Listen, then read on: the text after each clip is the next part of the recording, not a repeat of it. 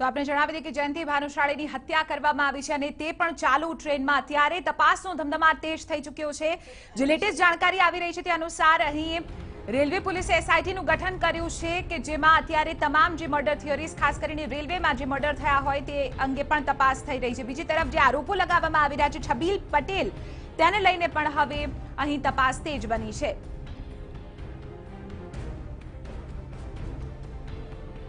તો હાલ આપણે જણાવી દઈએ કે જયંતિ ભાનુશાળી હત્યા કેસ મામલે અત્યારે તમામ જે વિગતો મળી રહી છે તે અનુસાર તપાસ તેજ કરવામાં આવી છે અને હાલ અમારા સંવાદદાતા પ્રશાંત પ્રજાપતિ જયંતિ ભાનુશાળીના ઘર પાસે છે। આ તમામ વિગતો એમની પાસેથી જાણીએ। પ્રશાંત, અત્યારે તો પરિવારજનો માળિયાથી નીકળી ચૂક્યા છે, પરંતુ જે તેમના ઘરની ગતિવિધિઓ છે તે અત્યારે શું છે? પ્રશાંત,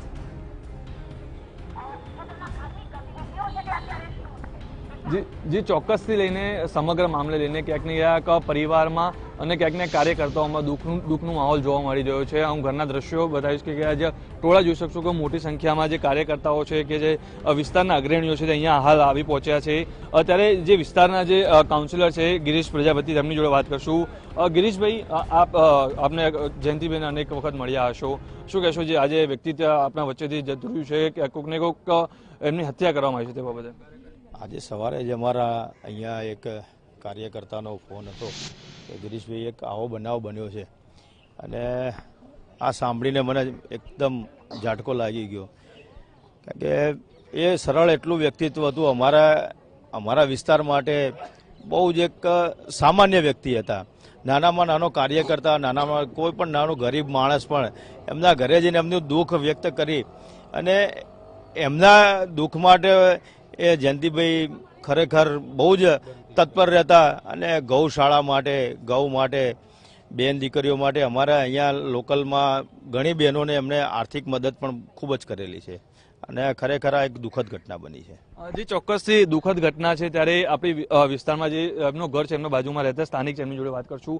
શું કહેશો જે સમગ્ર બનાવ બન્યો, આજ આપના વચ્ચેથી જયંતિ ભાનુશાળી જેવું વ્યક્તિત્વ ખોવાઈ રહ્યું છે, શું કહેશો? આમ જોઈએ તો અમે એક સામાજિક કાર્યકર્તા ગુમાવ્યો છે। આ સીધું જ હું સીએમને આક્ષેપ કરું છું કે ભાઈ આ ઘટનાની સીધી ઊંડાણપૂર્વક તપાસ થવી જોઈએ અને આરોપીઓને સખતમાં સખત સજા પડવી જોઈએ। જયંતિ ભાનુશાળીની કોર્ટ લગભગ મને લાગે છે દાયકાઓ સુધી કોઈ ભરી નહીં શકે। એ ટ્રુ સેન્સમાં સોશિયલ વર્કર હતા। અમે એમને પોલિટિશિયન તરીકે જોતા જ નહોતા। એ સામાન્ય નાગરિકની જેમ હળીબળીને તેઓ ઇઝી ટુ રીચ પર્સન હતા। સામાન્ય નાગરિક પણ એમના ઘર સુધી એમને મળી શકતો હતો, રાત હોય કે દિવસ હોય, કોઈ પણ સમયે એમનો ફોન પણ ઇઝીલી રીચેબલ રહેતો હતો। એ ના હોય તો એમના સેક્રેટરીઓને વાત કરીને કોઈ પણ સમસ્યાનું સમાધાન તરત જ આપી દેતા હતા। જી ચોક્કસથી જે વિસ્તારના મહિલા મોરચાના જે અગ્રણીઓ છે તેઓ પણ અહીંયા હાલ પહોંચી ગયા છે। આપને પાસે જાણવા માંગશું, એક સારું વ્યક્તિત્વ આપના વચ્ચેથી વિખોટું થઈ ગયું છે। કોઈકની હત્યા કરવાના બાબતે જેમને ફાયરિંગ થયું તેમના ઉપર જે ગોળી ચલાવવામાં આવી, શું કહેશો સમગ્ર મામલે કેટલી ખોટ વર્તાઈ રહી છે હવે જયંતિ બન્યું છે? અમારે તો ખોટની વાત જ નથી થાય એવી। અમે એક એવો દાતાર ગુમાવ્યો છે, ક્યારે મેં જોયો નથી અને ક્યારે કોઈ જોઈશે નહીં। એ અમારો એવો દાતાર હતો કે હું પોતે સ્લમ બેન છું। જ્યારે પણ ગાડીમાં જોતા હોય ને એમને જોઈને બહાર નીકળીને ઊભા થતા હતા કે બેન તમારો શું પ્રોબ્લેમ છે। મારી સાથે એમને એક પ્રોગ્રામ બી કરેલો હતો, જે મિલિટરી ભાઈઓમાં શહીદ થયેલો બહેનોને એમને સાડી વિતરણ આ તે બધી સારી એવી ખોટ પાડી હતી એમને। અને અમારા સ્લમના દાતાર મેં આજ સુધી ક્યારે આવો દાતાર જોયો નતો।